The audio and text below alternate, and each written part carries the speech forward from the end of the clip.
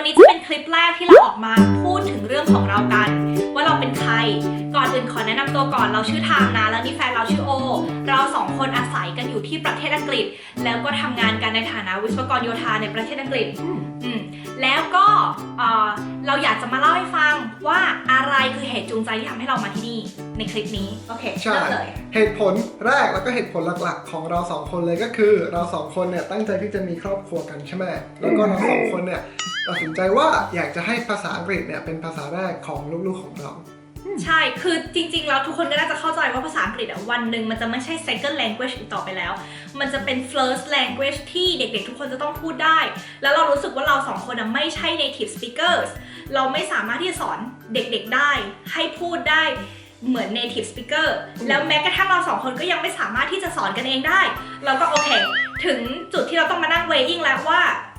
เราจะทำยังไงให้มี environment อย่างนั้นเราจะทำยังไงให้มีสิ่งแวดล้อมแบบนั้นให้กับเด็กๆดีทีนี้ด้วยความคิดนี้ที่เราคิดมาเราก็เลยต้อง weighing option เยอะมากๆก่อนที่จะถึง final decision ว่าเราจะย้ายมาที่นี่มันก็เกิดจากการคิดว่าเราจะส่งไป international school ไหมแล้วคำตอบคืออะไรคำตอบก็คือไม่เพราะว่าเราไม่มีปัญญาจ่ายตังค์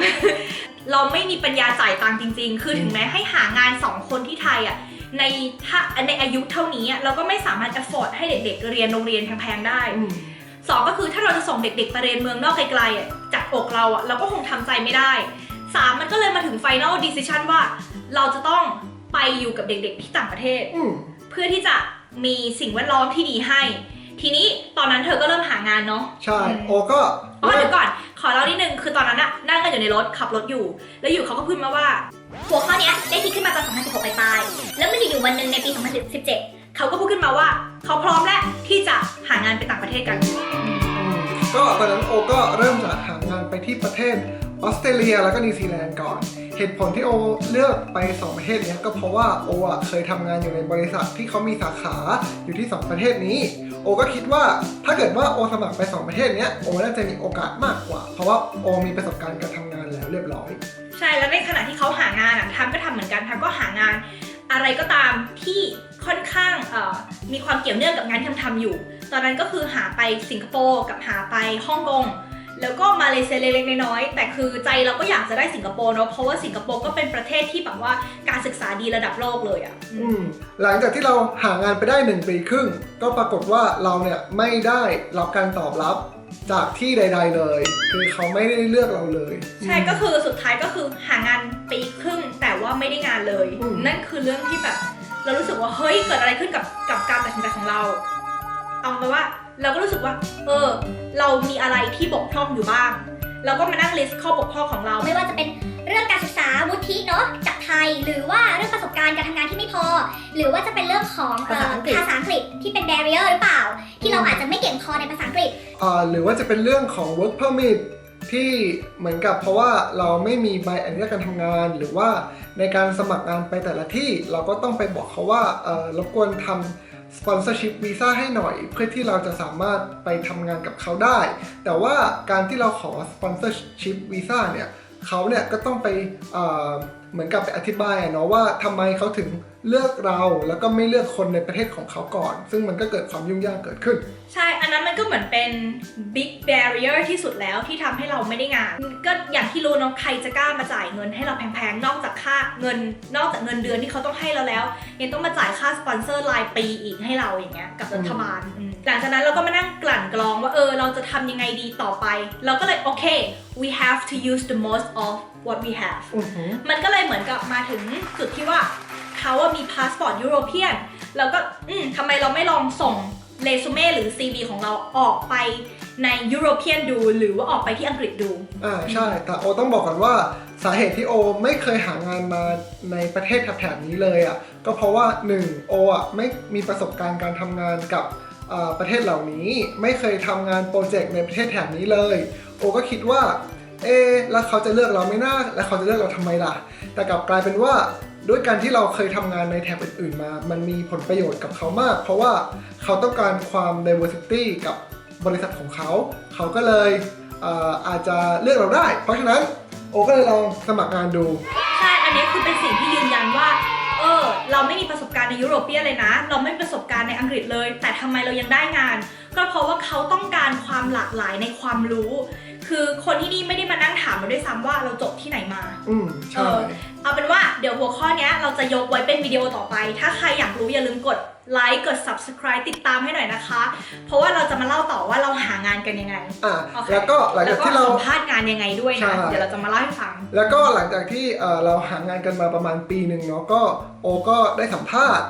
แล้วก็ฟุกได้งาน โอ้ไม่ฟุ้งก็เธอเก่ง โอ้โหเก่งดิ ได้งานแล้ว ใช่ทีนี้ก็ ทีนี้ไม่ใช่คือได้งานแล้วแต่ไม่ใช่ว่าอยู่ๆจะมาได้นะได้งานแล้วก็ต้องมาคิดอีกว่าเฮ้ยมีปัญญามาหรือเปล่า เพราะว่าเราไม่ได้ย้ายมาจากบริษัท A ไปบริษัท A ที่ใหม่ แต่เราย้ายจากบริษัท A เป็นบริษัท B เท่ากับว่าเราเปลี่ยนงานแล้วถึงแม้ว่าเขาจะมีค่า relocate ให้เรา หรือจ่าย extra money ให้เราเหมือนเป็นแบบสปอนเซอร์เล็กๆน้อยๆในการเดินทางมาทำงานกับที่นี่อ่ะแต่มันก็จะมีอีกหลายเรื่องที่ต้องตัดสินใจมากไม่ว่าจะเป็นเรื่องรถที่มีอยู่ที่ไทยบ้านที่มีอยู่ที่ไทยจะทำยังไงกันดีแล้วก็เงินที่เราจะย้ายเดินทางมาที่นี่จะพอไหมเพราะมันต้องใช้เงินมหาศาลในการซื้อตั๋วเครื่องบินเดินทางมาที่นี่จะอยู่ที่ไหนเนาะจะนอนจะกินที่ไหนอะไรอย่างเงี้ยใช่อีกเรื่องหนึ่งที่สำคัญคือเราสองคนไม่เคยมาเหยียบอังกฤษมาก่อน ก็เท่ากับว่า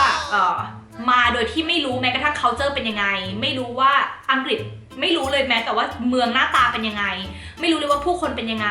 ไม่รู้เลยว่าอากาศเป็นยังไงคือแบบไม่รู้อะไรเลยอะถึงแม้ว่าโอจะชอบดูบอลก็เถอะใช่ถึงแม้ว่าโอจะชอบดูบอลก็เถอะแต่คือไทม์อะไม่เคยแม้กระทั่งคิดว่าฉันจะมาเที่ยวอังกฤษด้วยซ้ำอะซึ่งทั้งหมดอะมันเป็นเรื่องที่เราต้องแบบหาข้อมูลทำความเข้าใจแล้วถึงจะเห็นใจว่าจะมาจริงๆหรือเปล่าส่วนอีกหนึ่งเหตุผลสำคัญที่เราเลือกย้ายมาที่ประเทศอังกฤษก็คือการที่โอมาทำงานที่เนี่ยโอสามารถซัพพอร์ตไทม์ให้ไทม์มาด้วยกับโอได้แล้วก็ไทม์สามารถหางานทำที่ประเทศอังกฤษด้วยได้เช่นกันใช่ก็คือวีซ่าเกณฑ์การทำงานที่นี่ของไทม์กับของโอมันถูกกว่าที่ประเทศอื่นมากเพราะว่าเรามี European Passport ในการซัพพอร์ตอยู่แต่ว่ามันก็จะมีอีกหัวข้อหนึ่งนะที่ทำให้เราตัดสินใจมาที่นี่และอีกเหตุผลหนึ่งเลยอ่ะที่เราตัดสินใจมาที่นี่โดยที่เรารู้สึกว่าเราไม่ได้ลังเลใจมากนะก็เพราะว่าเราไม่ได้มีปัญหาภาษาอังกฤษมากนะก็คือถ้าเกิดว่าโอเนี่ยดันไปได้งานที่ประเทศฝรั่งเศสหรือสเปนหรือประเทศอื่นๆในยุโรปเนี่ยเราสองคนเนี่ยนะก็ต้องมานั่งเรียนรู้ภาษาใหม่ต้องมานั่งเรียนภาษาฝรั่งเศสภาษาสเปนอย่างเงี้ยกว่าเราจะปรับตัวเข้ากับเมืองเขาได้หรือว่ากว่าเราจะสามารถไปซื้อของกับเขาได้เนี่ยก็ต้องใช้เวลาอีกนานเลยแล้วเราสองคนก็คงต้อง struggle มากกว่านี้แต่ว่าการที่เราย้ายมาประเทศอังกฤษเนี่ยก็คือเนื่องจากว่าเราสองคนมีพื้นฐานภาษาอังกฤษอยู่แล้วก็ไม่ได้เหนื่อยมากนะ